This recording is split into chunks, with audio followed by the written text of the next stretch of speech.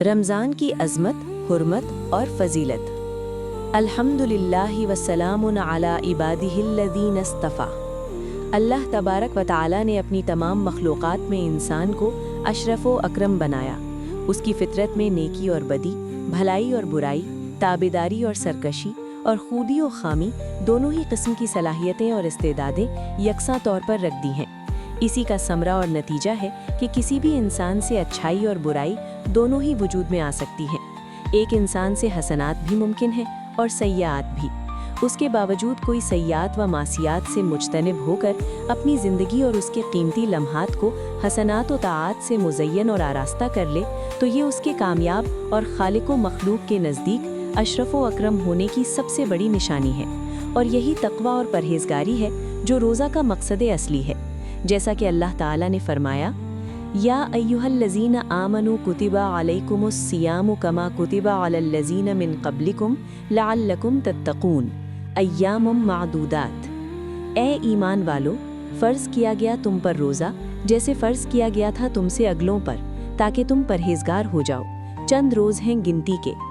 تقوی کا معنی ہے نفس کو برائیوں سے روکنا، اور اس کا سب سے بڑا ذریعہ روزہ ہے۔ جیسا کہ ایک صحابی رضی اللہ عنہ نے حضور اکرم صلی اللہ علیہ وسلم سے عرض کیا، اے اللہ کے رسول، مجھے کسی ایسے عمل کا حکم دیجیے جس سے حق تعالی مجھے نفع دے۔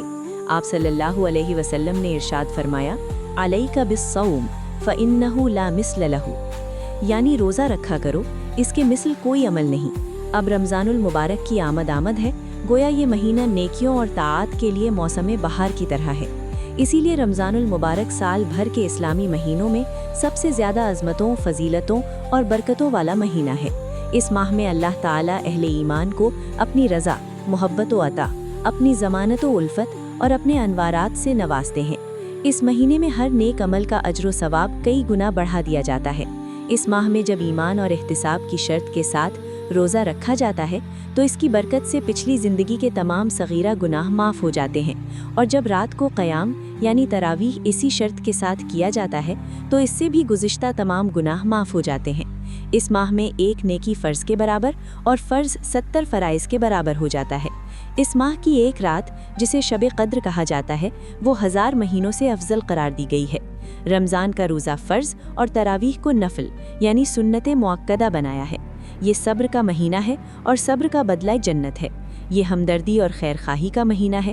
اس میں مومن کا رزق بڑھا دیا جاتا ہے۔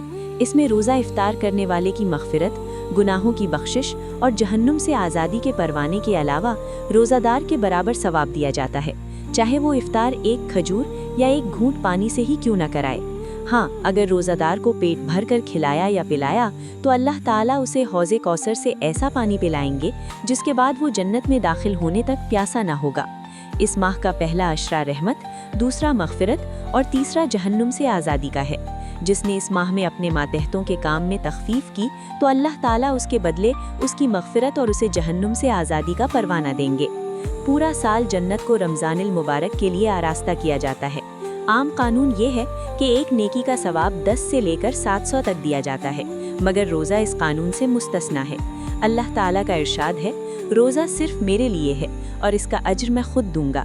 روزہ دار کو 2 خوشیاں ملتی ہیں، ایک افطار کے وقت کہ اس کا روزہ مکمل ہوا اور دعا قبول ہوئی اور اللہ تعالیٰ کی نعمتوں سے روزہ افطار کیا، اور دوسری خوشی جب اللہ تعالیٰ سے ملاقات ہوگی۔ روزہ دار کے منہ کی بو جو معدے کے خالی ہونے کی وجہ سے آتی ہے، اللہ تعالیٰ کے نزدیک مشک سے زیادہ خوشبودار ہے۔ روزہ اور قرآن کریم دونوں بندے کی شفاعت کریں گے، اور بندے کے حق میں دونوں کی شفاعت قبول کی جائے گی۔ اب چند وہ باتیں عرض کی جاتی ہیں جن کا حضور اکرم صلی اللہ علیہ وسلم خود بھی اہتمام کیا کرتے تھے اور امت کو بھی اس کی تعلیم و تلقین فرماتے تھے۔ 1. حضور اکرم صلی اللہ علیہ وسلم شعبان کی تاریخوں کی جت قدر نگہداشت فرماتے تھے اتنا دوسرے مہینوں کی نہیں فرماتے تھے۔ 2. حضور اکرم صلی اللہ علیہ وسلم نے ارشاد فرمایا، رمضان کی خاطر شعبان کے چاند کا اہتمام کیا کرو۔ 3. آپ صلی اللہ علیہ وسلم نے سحری کھانے کا حکم فرمایا کہ سحری کھایا کرو کیونکہ سحری کھانے میں برکت ہے، اور فرمایا ہمارے اور اہل کتاب کے روزے کے درمیان سحری کھانے کا فرق ہے، یعنی اہل کتاب کو سو جانے کے بعد کھانا پینا ممنوع تھا اور ہمیں صبح صادق کے طلوع ہونے سے پہلے تک اس کی اجازت ہے۔ آپ صلی اللہ علیہ وسلم نے فرمایا، لوگ ہمیشہ خیر پر رہیں گے جب تک کہ غروب آفتاب کے بعد افطار میں جلدی کرتے رہیں گے۔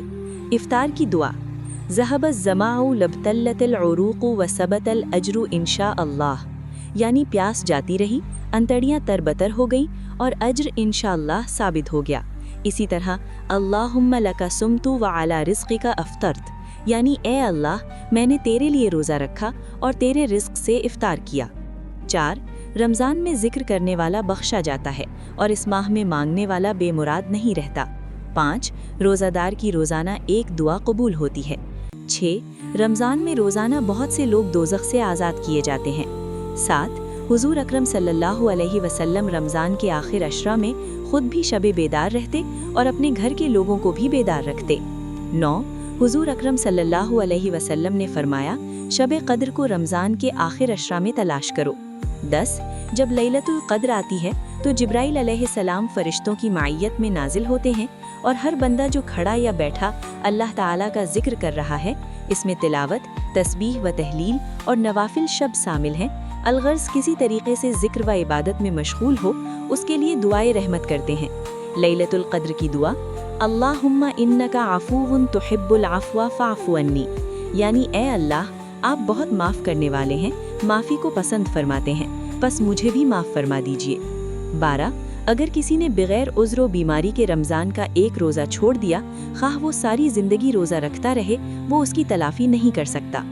13 رمضان میں 4 کام کثرت سے کیے جائیں، 2 کام جن سے اللہ راضی ہوتے ہیں: 1 لا الہ الا اللہ کی کثرت، 2 استغفار زیادہ سے زیادہ پڑھا جائے، اور 2 کام جو ہر انسان کی ضرورت ہے: 1 اللہ تعالیٰ سے جنت کا سوال کیا جائے، 2 جہنم سے پناہ مانگی جائے۔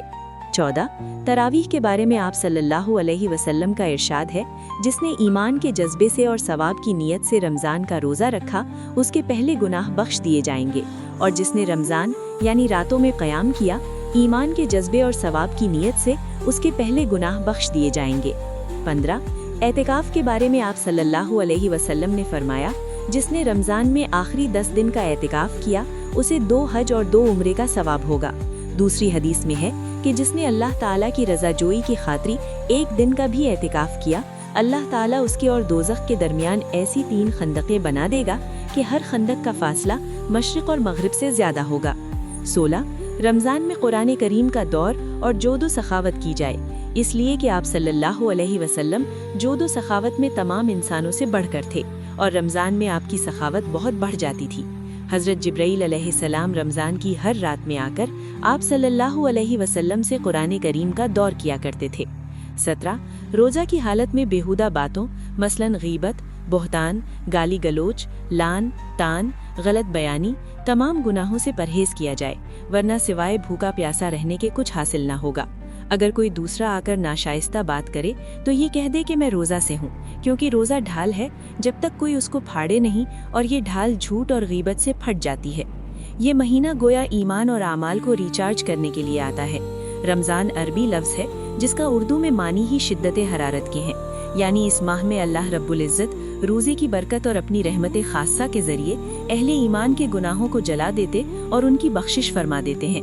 حضرت ابو ہریرہ رضی اللہ عنہ حضور اکرم صلی اللہ علیہ وسلم کا ارشاد نقل کرتے ہیں: اذا دخل رمضان فتحت ابواب السماء وفی روایت فتحت ابواب الجنت وغلقت ابواب جہنم وسلسلت الشیاطین وفی روایت فتحت ابواب الرحمت۔